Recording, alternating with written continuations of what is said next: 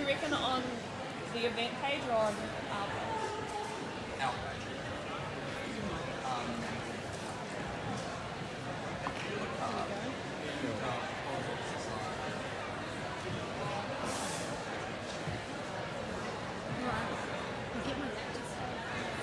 Have you got it running?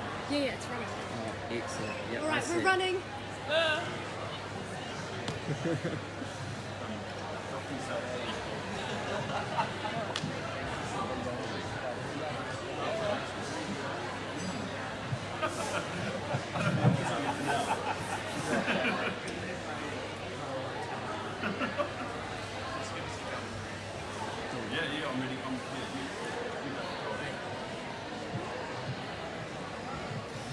Kia ora koutou, ko Johnny O'Hagan. Ko nei, good boy. Ko nei te oiunga or Pride in Politics. Hello, welcome to the Pride in Politics panel. This is a UniQ event as part of our annual Pride Week. It's the first time we've ever done it. Very excited. I'm sure it'll show this afternoon. This is proudly brought to you in conjunction with the Victoria University Politics Society. They've done most of the work for this event up until this point, so thank you very much. I am Johnny O'Hagan Brebner. I'm the Communications Officer for UniQ Victoria, and I'll be your MC this afternoon. But more importantly, we have from right to left our panelists for this afternoon. So, if you'd like to introduce yourself, so Tony.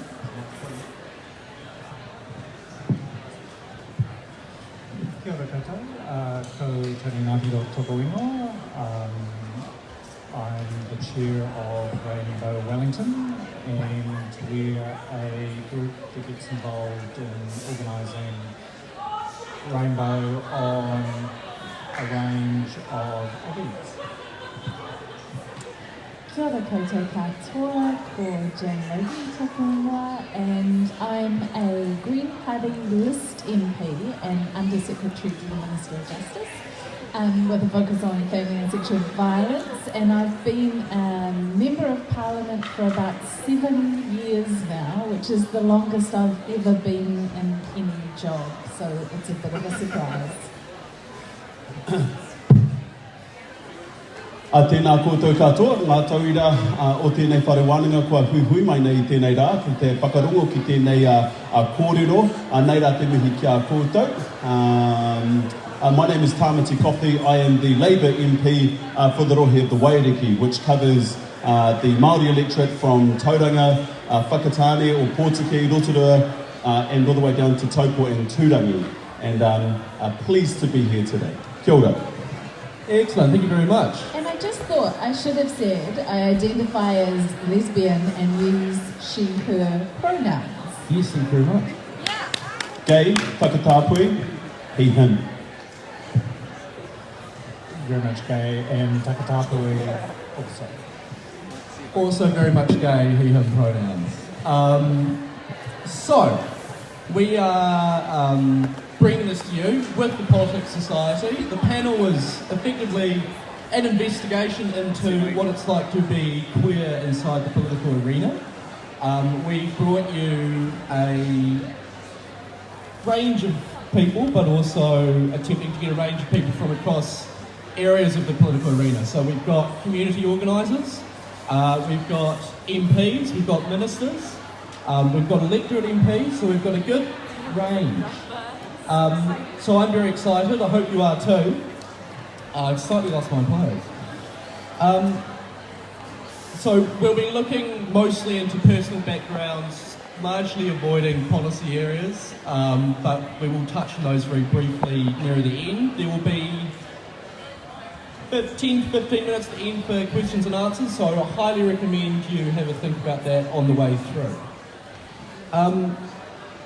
So we're going to start off with a quick background to our guests, basically getting an idea of how you're going, just a rough overview, a bit of context for your career, a little bit of your personal life in the context of being queer, if you're comfortable with that. just so people know where you're coming from, give us an idea. How's life? How's it been so far? Jen. Okay, so I was born and brought up in Invercargill, and the only person that I knew that wasn't straight was my hairdresser, George. And my first boyfriend asked me if I was a lesbian. My mum asked me if I had issues because I was wearing my dad's clothes. And in both cases, I was like, what's wrong with you? I'm fine. Had no idea whatsoever that I was queer, didn't know what the hell they were talking about, but was deeply depressed. There may have been some correlation between those two things. And I didn't come out until I worked for Women's Refuge, which is a little bit of a cliche, like for a lesbian coming out in the context of going to work for a feminist organisation that had a policy of lesbian visibility. But even then, despite the fact that I fell in love with what was to be my long-term partner for 10 years on my very first day at work, as she came to, I went to pick her up. It took me a year to come out because for a while there I didn't want to give up being that awesome straight ally who was fighting for the rights of the lesbians, until I realised that actually sex was better than that, and that really I should just go with it. So for me, coming out was a personal thing, but it was also a political thing, and I think that some of the kind of the origins around that are still with me, around that importance of visibility from that experience of having been in a community where I couldn't see myself, and that had a really profound impact on me. So for me now, visibility is still really important, as is a sense of solidarity and politics beyond just making this about who I sleep with or who I love. That actually, for me, this is political to enable other people to be themselves. And it's kind of a struggle for, in the old school language, for liberation for everyone, and that connects into wanting that for all other people to be able to be themselves in that struggle. And I feel really lucky to have, there's also another thing about liking, from that experience of being on the margins, of having seen pros and cons of that.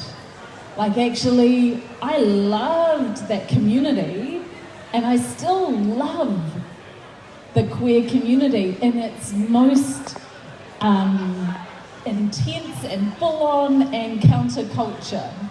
And I really, really think that the rest of society would benefit from more of that frisson and tension and beauty that comes from that diversity. So for me, it's not about mainstreaming, it's about embracing the tension and the difference. And I feel lucky to be in politics at this time where some of those discussions are possible when in the past they wouldn't have been. Right. I suppose my coming out, because I'm now in my 50s, this was during homosexual law reform, 1985-86 in Wellington. I had a wonderful time. If you want to meet a large number of people in a very short period of time, do it when there's a major political event going on. I came out, met large numbers of men, got politically active in the sense I was heavily involved in the marches that were held in Wellington, which was interesting because at that time Fran Wilde opposed the marches. She was very keen on keeping the controversy down, and so we were out there marching, raking the political temperature up. It worked extremely well as it turned out, and it was an interesting introduction into politics that showed me that just because you've got a leader, there are times sometimes when you need to misbehave, there are sometimes when you need to slightly push in other directions, and that politicians are wonderful, but there are times when it's quite a good thing to go against what they're saying. Secondly, I think the other thing that I've been heavily involved in, I have lived with my partner now for 30 years. When we got together, which was shortly after homosexual reform, he was coming out of a marriage. He had 3 sons. We got thrown into custody dispute very, very quickly on in that relationship. He lost custody of his children in the United Kingdom courts. They said he was an exemplary father, but completely disqualified by his homosexuality. Luckily, since that time, we've spent 20 years repairing that relationship with his former wife and with his children. So sometimes you're thrown into political things that you're not quite expecting. Sometimes politicians are your friends. I will be eternally grateful to Margaret Shields and to Fran Weil for the support they gave us over those custody issues. Sometimes they're not your friends, and you've got to work with the particular flavour that you've got on that particular day. I grew up in the Hut, just down the road, actually. Yeah, go to the Hut. Who's from the Hut? Nobody. Oh, you. 1, 2. Nice. Build up. I grew up down the road in the Hut. My surname is Coffey. The Coffey whānau from Taranaki, but we grew up as part of the big migration that ended up in Lower Hut. My mum is from Rotorua, and that's where I live right now. Growing up in the Hut, there weren't many role models around. If you're talking about LGBTI people, there probably were. In fact, I remember there was one guy that my mum used to play indoor netball with, and he was very camp, but he was also very good on the netball court too. He was that person that you'd watch, and he was a little bit different to everybody else. But in terms of actually having role models or somebody you could look up to, they were a bit few and far between in our little community. And even though up the road was Wellington, cafe dwelling, latte sipping culture, the difference between Lower Hutt and Wellington may as well be the difference between New Zealand and Australia. You just didn't get much of that. So I found myself joining drama classes actually at the Hutt Repertory Theatre, and that became the first time that I learned how to stand on a stage and actually talk to people. It became the place where I first met other people that were a little bit different too, aka LGBTI, and that was quite an awakening experience for me. I also spent my teenage years questioning where I fit in my whānau, but also in the community too. I made the decision to come out when I was about 15 years old, but I'd been thinking about it for approximately the 10 years prior to that. I remember, if you're thinking about early memories, I remember I used to look at that guy from the Beverly Hillbillies. His name was Jethro, and I remember I used to watch him and go, he's quite cool. And I remember in my later years looking and realising there was this other blonde girl on the show too that I never spared such a thought for. But I remembered I used to like watching Jethro on the Beverly Hillbillies. And if you ask me now, I would say it's probably early signs, right? And so I chose to come out when I was 15 years old. I found a really supportive group of friends from the drama classes that I was with. One of my closest being Polly Filler, who is now a big drag queen, world famous in Melbourne, and we went to drama classes together. So I found solace in Colin, Holly, and then that's where my road started really. Prior to becoming a politician, I was that guy on TV. So I used to be the kids' TV presenter on What Now, and I used to, that's the guy. You knew me from somewhere. And I used to be the weatherman in the morning as well. And not that I want to be stereotypical or anything, but yes, I was the gay weatherman. But I'd like to think that I wasn't the gay weatherman. I was just the weatherman that was doing a damn good job. Now I'm a politician. Before I got into television, I studied politics at university, just like you guys. Well, some of you. And that kind of shaped how I looked at the world and how I thought about the world. But now, proud to say that I'm in there helping to make a difference for not just Te Ao Māori, but also for our rainbow community, as well, but knowing that I've been in there for 9 months and this one's been in there a lot longer than me. So we're working together as a team behind the scenes. You just need to know that. Can I just do one quick shout out for a moment that I don't get to revel in enough, but at events like this I do. I was the winner of Dancing with the Stars Series 5. And I never get to do that. Oh, get out of here. I was the winner of Dancing with the Stars Series 5, and what they do when they decide that you're one of the people that they're going to put up as a celebrity to dance is that they make you choose a charity. And I remember having really big turmoil about which charity I was going to choose. And I'd done a little bit of work with Rainbow Youth in Auckland, and I just remember thinking, and I remember going to some adults that I trusted and said, I'm thinking about choosing Rainbow Youth as my charity, to which they said, oh, you might want to rethink that. I don't know if that's going to get you the votes. I don't know if that's going to help you to win. I just forgot about what they said and I announced it as my charity. And the best part is that because I won, I was able to, through the text votes of all good New Zealanders out there, we were able to get $260,000 to Rainbow Youth, which was the biggest injection of money that they had ever had. And I'm now a patron for the organisation too. And so I just wanted to share that, just as a little bit of history that I never get to revel in because it's now been relegated to the history books. So yeah, go from there. Kia ora.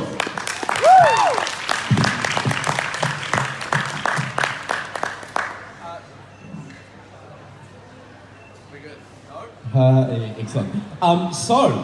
The first part of this talk is very much looking at how our guests have those identities I've just outlined overlap and how they affect each other.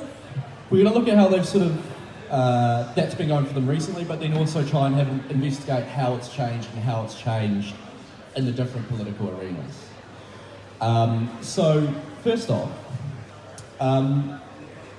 in the sense of being queer and involved in politics, has that had significant effects in your political career in the way you've made decisions around the direction of your career, but also in regards to how you approach policy or policy you've supported? So, how's it affected political decision making?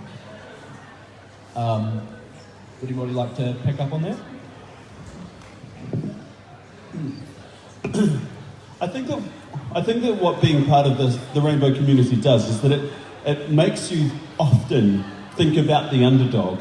It makes you often take into account the views of minorities, and that's something that I think that if you are forever, one of the majority, that you never quite get to experience. Being part of this community, you know what it's like to be on the outside, to be disadvantaged, to be left out of the cool group. But once you deal with that, life's bloody good. But when it comes to, I've got to say, as I do my decision making, I will always be a champion for the underdog. And I think that does come from not just being Māori, but also being part of the rainbow community as well. Just want to throw that out. I think I remember a conversation with my mum when I was thinking about running for the Greens, and mum was like, oh dear, do they know? That you're like that? and I remember saying to her, look mum, I think for the Greens that's a bonus, not a drawback. And yes, they do. And actually that is my experience, is that it's one of those complex things, and that we, the idea of a parliament that's representative, and there are many different communities that we need to have represented who aren't, but that the Greens have acknowledged, at least with Kevin and myself, that it's good to have somebody who has connections to queer communities, because as a country we certainly still have a lot of work to do to be able to progress rights right across our community. And that some of the things for me that, so from really early on in politics, I was looking for how can I connect to our communities and be able to bring their voices into the parliamentary process. And which is part of where the idea of setting up the cross-party MPs group to look at, and that we would invite in different groups from the community to kind of educate us as MPs on what the outstanding issues were and about some of the things that we could be doing to support different communities, whether that be through fundraisers or events that they were organising, or us being able to help with Pride events here or in Auckland, being able to go to Auckland Council and advocate for them to be able to engage on some of the issues that the community was raising through their rainbow group that they have advising their council, as well as being able to provide some advice around how to influence the parliament and government as a whole, which I think is one of the points for me of great joy in this job, actually. And I feel really, really privileged and lucky to be able to do that. One of the joys of being involved in a group like Rainbow Wellington, which is very much focused on Wellington, is that you have to be part of one of those communities, but you've also got to talk to all the others. So we have a mixture of our membership of gay men, lesbians, transgender. We have connections with the intersex community, and we talk a lot about what are the key issues that look as though they're relevant, that we can make some progress on. What are the politicians telling us? And so it's part of that communication going backwards and forwards. And what do we think we can push them on so we might actually get some movement? I don't know about you, but we are delighted with that there has been a change of government, but we're still sitting there thinking, ooh, really good things happening. The Expungement of Historical Homosexual Offences Act came through. Wonderful bit of legislation, that's absolutely great. The funding for PrEP has come through, that's great. We've got a list of other issues that we've sent, I think, to the Rainbow Group and to the Prime Minister, of things that we're interested in, which include, in particular, some movement on transgender issues, in particular addressing the report that was put out 10 years ago by the Human Rights Commission. That's a major focus for us at the moment. You've seen Jim Trailan, they're doing a grand job on television, particularly in relation to gymnasiums locally. So those are some of the areas that we're interested in. We're also very interested in mental health, and that's, I think, the big challenge for the next 3 years.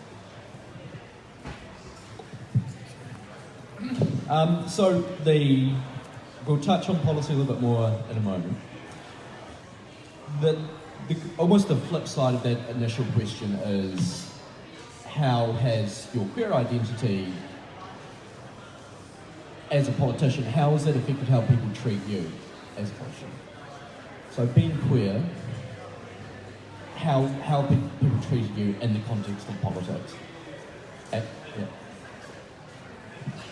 I think, I hear that question and I hear kind of an expectation around struggle and prejudice. And if I'm really honest, in my experience in terms of politics and my identity as a lesbian, actually it's given me more positive benefits than I have had discrimination by a very, very long way, in terms of being able to have connections to people who I'm inspired by, who are pushing for change and organising amazing stuff in our community. That makes, having those connections make me feel like it's worthwhile being in politics. And I get that from having my identity connect to those groups in whatever broad way it does.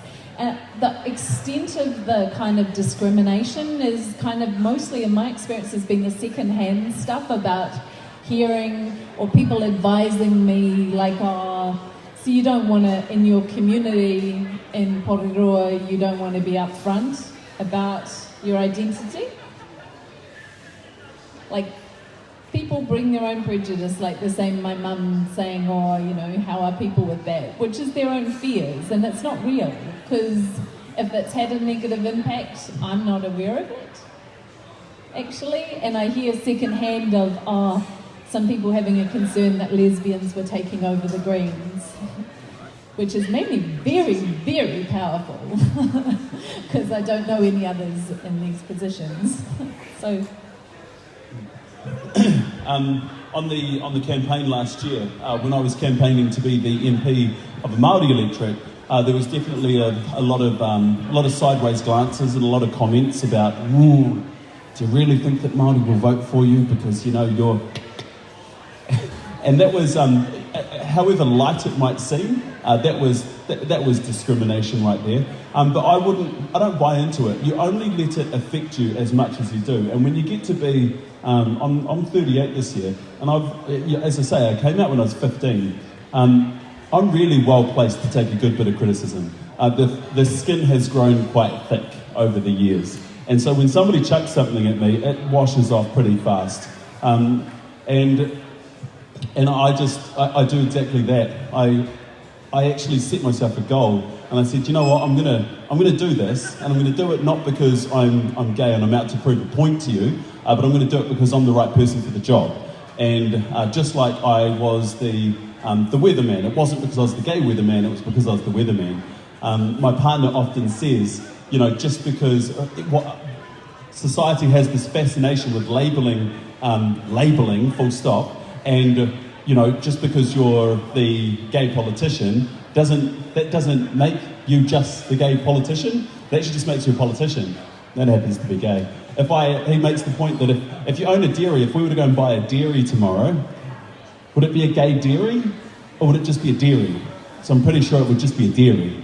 And so I get over that kind of labelling and just kind of charge on through and let the naysayers be the naysayers, and know that there will always be somebody standing behind you telling you it's a terrible idea and that you can't do it and it will never happen. And once you've boxed those people in their little box, then you can get on with the job.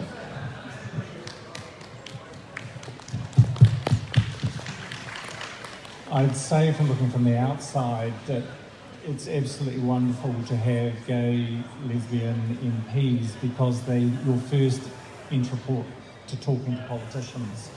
If you've got to go and find people who have no understanding of your community and some of the issues associated with it, you're just back a whole way.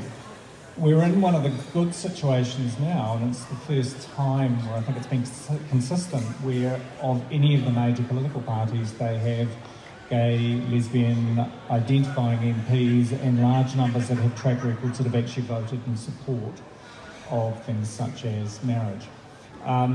That makes it a lot easier. It didn't used to be that way, so that's kind of great from that point of view. I would say from Rainbow Wellington's point of view, and I think a lot of the other groups in Wellington, our biggest problem at the moment is that we've got a mayor who wants to create a gay lesbian precinct, which we think is wonderful, and LGBTI, which I think is a wonderful idea.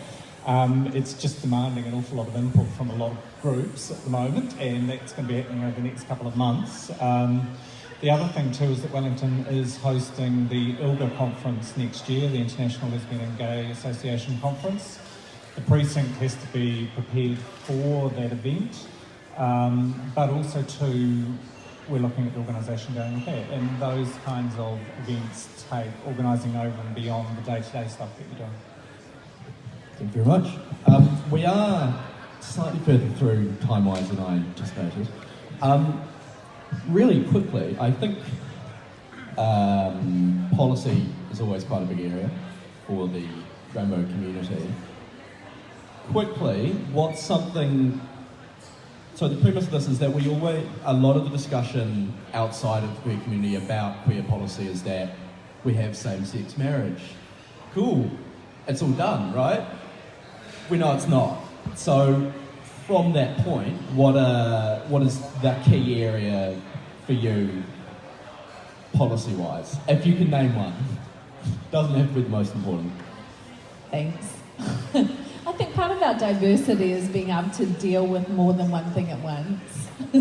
So I'm not going to restrict it to one thing because I can't. I say the thing that I'm most excited about that's hopefully going to happen quite relatively soon is about the changes to the Births, Deaths and Marriages Act to enable people to change their sex characteristic gender identity marker on their birth certificate based on self-identification, which I think is a really important and critical shift, that we allow people to control their gender identity rather than putting that in the hands of courts.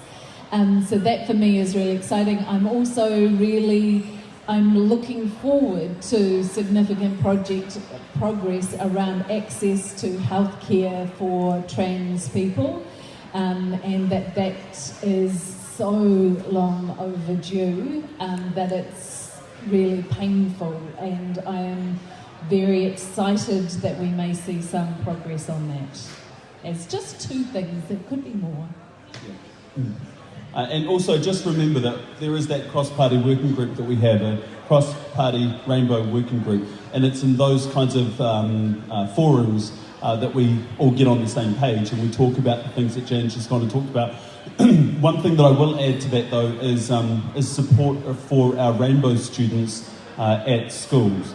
As has been told to me many times, and as has been my own experience, there's very little support. If you are the one gay kid, you're probably not the one gay kid, to be honest. But in that kind of environment, you might feel like you're the only gay in the village. But where is our support? Where is our support networks for young members of our rainbow community in schools? And I would like to see some action on that very soon.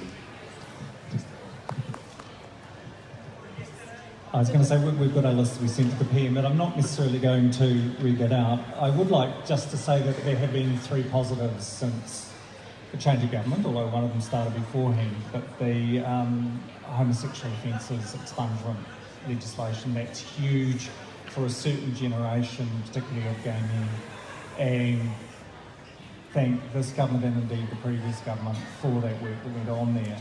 The PrEP funding is huge, it's a biggie. I think we might have had to wait longer for that if it hadn't been for the change of government. And the gender identity on birth certificates, that's fabulous. Rainbow Wellington's biggie is transgender rights. We'd really like to see the Human Rights Act actually cover transgender specifically. At the moment, transgender people are probably covered because they've got a disability. That is the legal opinion we've been given. We think that's a nonsense, but we also think that may prove challenging for our current group of politicians. So I'm glad to hear that there is some discussion about funding for health and support for transgender, because that's part of it, but the legislative change is also important. If we get it in this term of government, that'd be great, because it's 10 years since the To Be Who I Am report came out. But you keep on working on these things because you don't necessarily get everything you want in one term. On that note, obviously still things to do. Organisation needs to happen. We need advocacy. What's a hot tip that you've learned regarding organisation for, with, on behalf of the queer community from your various extensive experiences in politics, organising and as queer people? I've got a few. So, so one of them would be the point that was made earlier of don't shy away from putting pressure on your MPs, even when you want to consider them your friends or your allies, which, you know, I hope you do consider me like that. But don't feel whakama or embarrassed about pushing and being public and pushing for what you know needs to happen, because that helps us do our job. That's not working against us, that's helping us do our work inside, and that you absolutely, to be able to get changes to happen, 9 times out of 10, you need the external pressure to be able to help make that happen. And that's the process of politics and democracy. So embrace that. One of the other things that I would say as well is use your elections. And I think that happened last time really successfully, where if you can create events to get politicians representing their political parties on record, answering, you tell them ahead of time what the needs are and what you believe should happen, they're going to want to say that they are going to do what you want. And then you get people on record, and then you hold them to account for doing what they've said that they will do. Just 2 things. It's actually a really lovely question. Thank you for asking it. One of my regrets was that actually I didn't join a political party when I was back at university. I spent my whole time at university just kind of sizing up my options and standing on the sidelines and thinking, oh, I'm not going to get involved now. I don't know what it's all about. I want to save my cards. I bet there's a new political movement that's coming out. I'll jump on that one. You know what? Jump on now. As young students, as the leaders for New Zealand into the future, get involved with the political party, because just what Jan says, you can rock up to your MP's office and give them a knock on the door, and they'll give you your 15 minutes or your half an hour, and you can sit down and share with them your thoughts as an individual, or you can get involved in a political party and actually push from the inside and become part of a network of people that think just like you from within the organisation. So my first tip would be to join a political party, partly to push for your change, but also because it's a bloody social thing to do, and it's quite cool. Secondly, I would say don't forget the power of organising. Every MP that you see in Parliament, past and present, have been organisers. That's been the thing that has differentiated us from somebody just with an idea of, I'm going to be an MP one day, to actually sitting in the chair in the debating chamber. It's no accident being an MP. You actually have to put in a lot of organisation. You have to organise your own time. You generally have to take a crew with you and organise your crew at the same time, unless you're incredibly fortunate and inherit that. But generally you have to do quite a bit of organising. So don't underestimate the power of organising, whether it's as a student group, whether it's from within a political party or something else. Organise, organise, organise, and that's the only way that you're going to be able to make change. Oh, and I've got one more. Can't help myself, sorry. But one is petitions. Actually, they are hugely effective tools that I don't think people generally understand, because if you put a petition through the parliamentary process, it has to be considered by a select committee. Kevin supported the one around the expungement of homosexual convictions. I supported the one around the change to the Birth, Deaths and Marriages Act that will lead to that change. That is a key mechanism that I think is not well understood. And related to that one, hopefully you've all seen the Ban the Conversion Therapy petition that's out at the moment, and if you haven't, go hunting and sign it. We'll chuck it out later. Great. I'll do 2 as well. First is that the social is the political, and what I mean by that is that your networks are actually what works, and it's not just your networks online. Online's really good, but actually your relationships and people you know, and those relationships over time are incredibly valuable, because a lot of the issues you're going to be involved in are going to last longer than one petition, one term of government. I suspect issues related to children, paternity, fertility for same-sex couples are going to be around for a long time. And it's through building up those networks, those contacts, that you can actually campaign on those issues over a period of time, because you know the people who know what's important. The second thing is that there are wonderful politicians out there. Use them. They're not always, your friends are not always who you think they're going to be, I still hold in incredibly high esteem the Honourable Catherine O'Hagan, who died earlier this year, because Catherine was a national MP.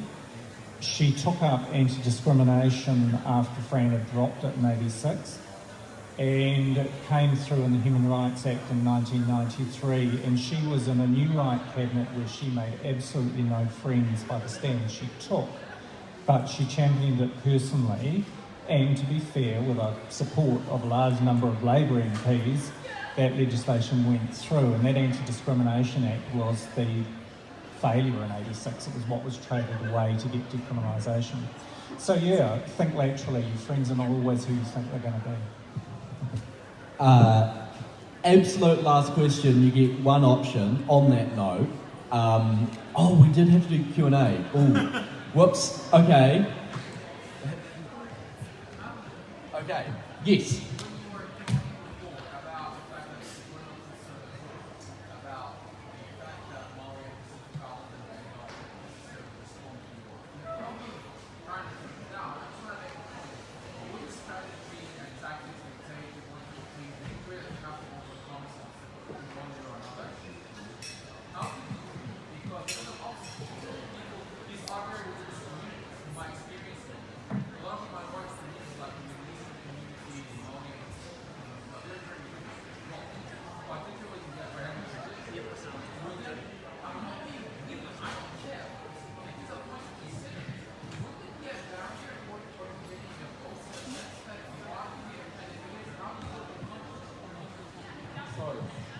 Sum that up for me in 10 seconds. Okay. Basically, the way I view political campaigns is the way I view war.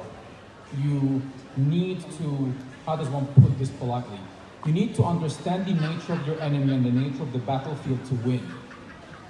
The nature of the battlefield in your case, but that's just how I see it, would be that you have to obtain a lot of Maori and Pacifica votes, and possibly other minorities like myself. I feel very represented by someone such as yourself in Parliament, personally.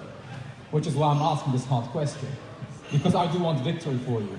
But wouldn't you have to consider the fact that how do you get around the fact that a lot of these minorities are very, very religious, and particularly it's very steeped in the Abrahamic tradition? Because I'm a minority myself. How do you get around that? Because you would need a way to get around that. Do you go on the offensive first and kind of say, hey, look, I'm gay, but I'm also a minority, and I have more in common with you than not? How do you do that? I couldn't talk for other minorities, but I can talk for Māori and say that there isn't one position when it comes to how Te Ao Māori view our rainbow communities.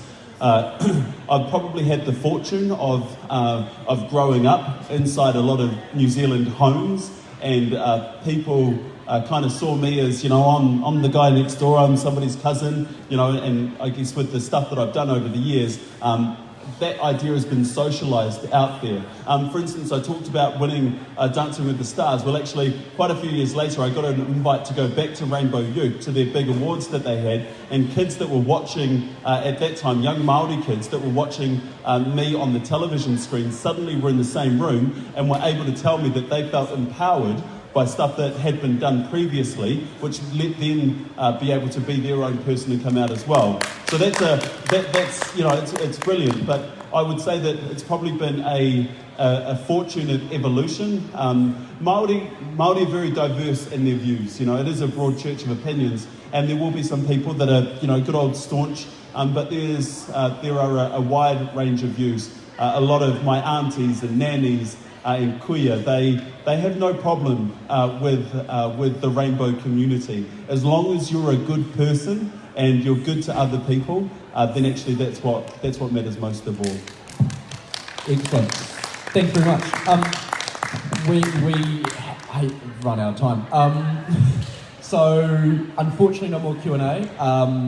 My sincere apologies for that.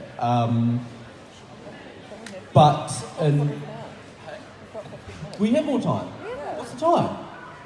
2:44. Yeah, there's time. Oh, I saw. Oh, goodness. Okay. Any more questions? Me. Sorry.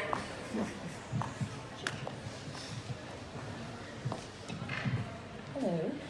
First of all, I would just like to say thank you so much for coming. You guys Oh, it just blows my mind. I have the privilege of being straight in this community, and it's just so nice. See you guys do this kind of stuff, and actually, just talking about what you feel and how you've overcome your issues with so much openness and so much honesty.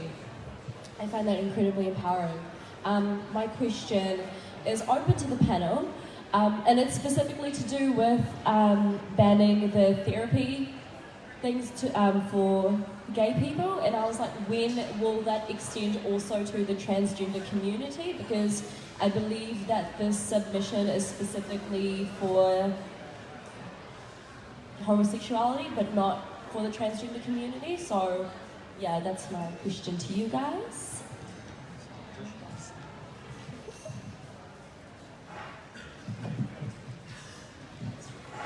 You may well have put me out. I've signed the petition. It's against banning conversion therapies, so I don't think there's anything that absolutely rules out transgender. The whole thing about conversion therapy, and it's been around a long, long time. I've got a friend of mine now in his 60s who was sort of had psychiatrists thrown at him for a period of about 5 or 6 years. Delightfully, he remained homosexual and is still quite prominent in the community to this day. So, I mean, at one level, conversion therapy is not a concern because it doesn't work in terms of changing people's sexuality. What it does do and why it's evil is that it totally does an individual's mind. I don't think it matters too much whether I would like to see a process whereby individuals can't be put under that kind of scrutiny. Thank you. The petition is supposed to cover all forms of queer conversion therapy. Yes. Any other cheeky questions? Up there?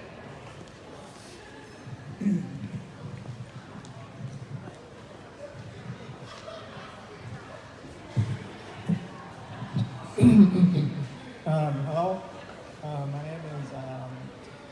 my name is Erica, and I'd like to ask, how specifically are you going to handle like cases where, in workplaces specifically, transgender people, gay people, but everybody from the rainbow, how are we going to handle like, even though the laws allow people to express that like opinion, not opinion, rather their sexuality or their gender identity, it's very hard for us to like, express it because it's still a very heteronormative like place, the workplace.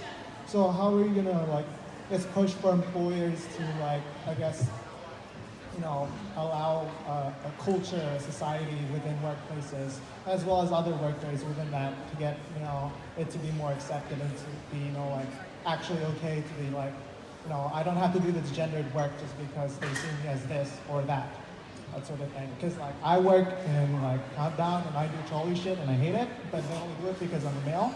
Well, they see me as a male, so it's like, and like they don't allow females to do that sort of thing, but I can't do that. If I do that, I'll lose pay, I'll lose money, because they don't want me to do anything else. So like that's the sort of issues, even though it's alright in the law, like I'll lose out on pay if I like express my identity, that sort of thing. I think there's no one answer to that question. Like that actually we need to be doing lots of different things. So some of that is probably around having that national conversation around the Human Rights Act and the coverage of the inclusion that it's illegal in New Zealand to discriminate against somebody based on their gender identity. We haven't had that national conversation to let people know that actually you can't do that shit. That actually everyone is protected under our laws. And I've seen this Solicitor General's, I think, view that the Human Rights Act does cover it under sex, but we haven't had the national conversation. So I think that's one of the things. One of the other things that I think would be helpful is actually around having an inclusive curricula in our schools that doesn't just kind of marginalise our identities and discussion about who we are into a sex ed curriculum. That actually we exist in society, so therefore actually we want history and we want English and we want all of the parts of our curricula to include us. So that sense of inclusion in society. I also think that one of the other things is around having well-resourced advocacy organisations, because our advocacy and community-based organisations are the people that prompt and carry the conversations and enable that social change to happen, as well as government having policies right across government for, there's many things, I'm getting the eye. I also agree that that there's lots of stuff that we can do. What I'll add to that is that also, just by nature of you and your situation, you're potentially a change maker as well. And I would encourage you not to be quiet about your situation. If you feel as though you're going through stuff, then actually find some support. You know, whether or not it's joining Rainbow Wellington or finding another way to get some support through that, then do that. I want to compare this just because it's happened in our time about the marriage equality stuff, right? So just because it's legal doesn't mean that it does away with the discrimination that we face, you know? I've still been to plenty of places where, well, actually not me, everyone knows I'm gay, but my partner Tim, you know, where he is asked to fill out a form and it's got, you know, husband, wife, or male, female, and it's just kind of this norm that actually a male's married to a woman, and we've had to pull people up on those fronts and call it out at every opportunity. And only through doing that, I mean, the law's one thing over here, but actual implementation is all of our responsibilities to make sure that whether or not it's the form at the doctors that you have to fill out that doesn't quite suit your position, have a go, call it out.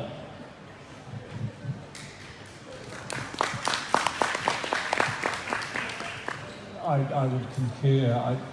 Just a little example, one of the groups I've been involved with for a long time, the Gay and Bi Dads group, it started off being it's sort of a gay granddads group now.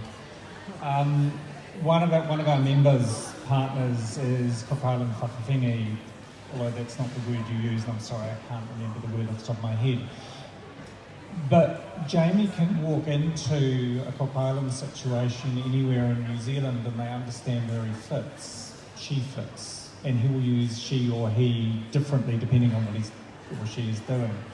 I can't help but think that it's that kind of cultural shift, and as you often find in this area, the laws are really important, don't get me wrong, they are really important, but actually it's how everybody reacts and interacts in the end that is actually the key determinant is whether something's worked or not. It does happen. I mean, my first sex was illegal. It was over 16. I'd say everybody was in 1984, 85. But I mean, nowadays, nobody would even consider that an issue. If you're an adult, you are free to have sexual relations with who you think is most appropriate and to love who you think is most appropriate. So things have moved and changed hugely, but they change in generations. They don't change overnight. You got a question?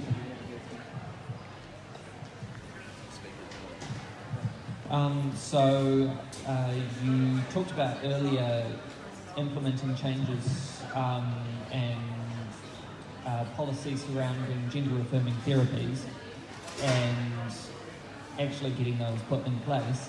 I know this is more of a Ministry of Health thing rather than necessarily something that could go directly through the House of Parliament, but do you have any ideas how that policy might work and how you would implement that in government rather than... Because as it stands, our DHBs don't actually have... The Ministry of Health doesn't have proper policies for it, and our individual DHBs don't have proper protocols. Capital Coast District Health Board doesn't have a protocol for allowing people access to gender-affirming therapies. It just doesn't exist. And do you have any idea how that might be implemented in a nationwide context? Before I hand over this way, I would just say that, so I can't talk much in detail around that because I understand that the Minister is looking into this at the moment and there's going to be doing consultation, so it's not really, I can't really speak into that space, but may have views from here. Other than I would like to see it happen, I'm not sure what else I'm supposed to say.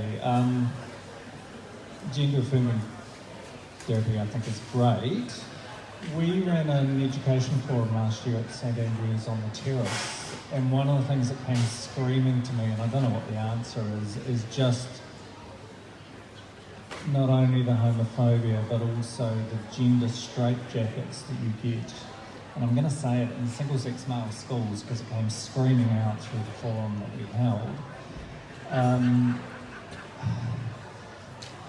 I think there's a huge amount of work in that space, and I think it is all about that cultural shift. I'm not saying only in single-sex male schools, but it really did come across in that forum, and I thought that was quite concerning. One more very quick question.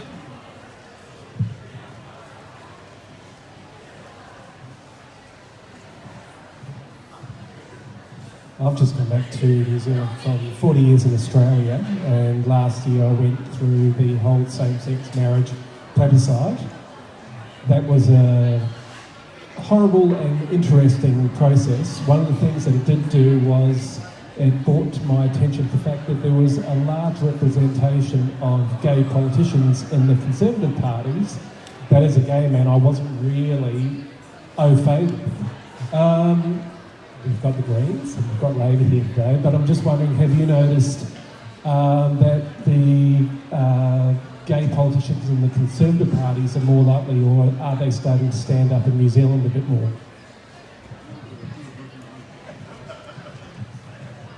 I can actually say that within, it's okay to say, like the cross-party, the cross-party group, which is where MPs across all the different parties who are keen on engaging with the community and progressing the rights of LGBTQIA+ people,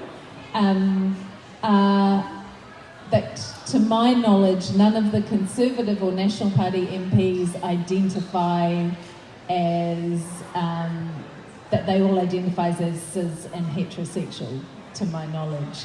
So it's kind of, yeah.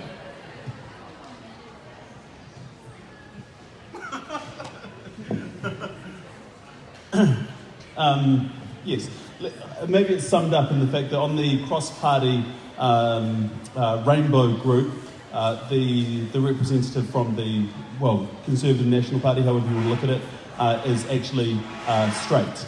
And so that's their party's contribution to the cross-party rainbow group. That we know, and I mean there are 4 of them from National Party, and they are engaging, and really they are very helpful in this space, particularly when they were in government and did run liaison with their ministers to make significant progress. So I do not want to undermine their efforts in this space, and to my knowledge, in terms of none of them identify within. Nice diplomatic answer for you there. Hey, we have actually run out of time this time. I actually checked my phone, which was very intelligent. So, first of all, massive round of applause for our guests.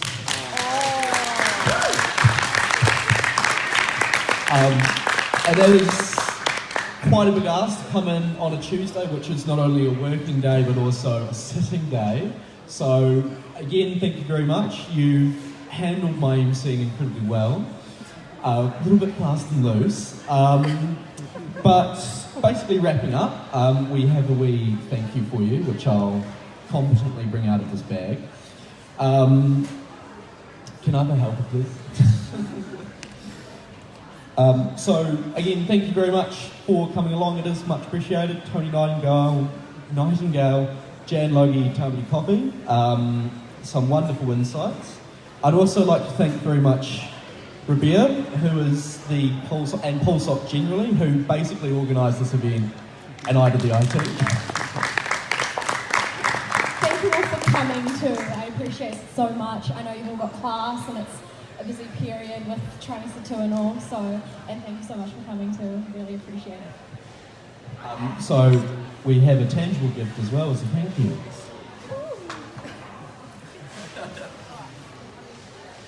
I'm at my colours.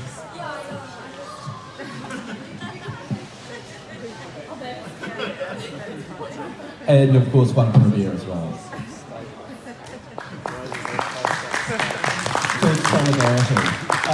So that's very much us. Really quickly, Queerlians out. There's a lot of good content. Have a read. Hot tip, just the centrefold might be a little bit confronting. Does deal with issues of gender dysphoria and body image. Otherwise, get stuck in. It's fantastic. Poster on the back. And tonight, Tuesday 24th, we have board games at Counterculture. No, it's the other way around.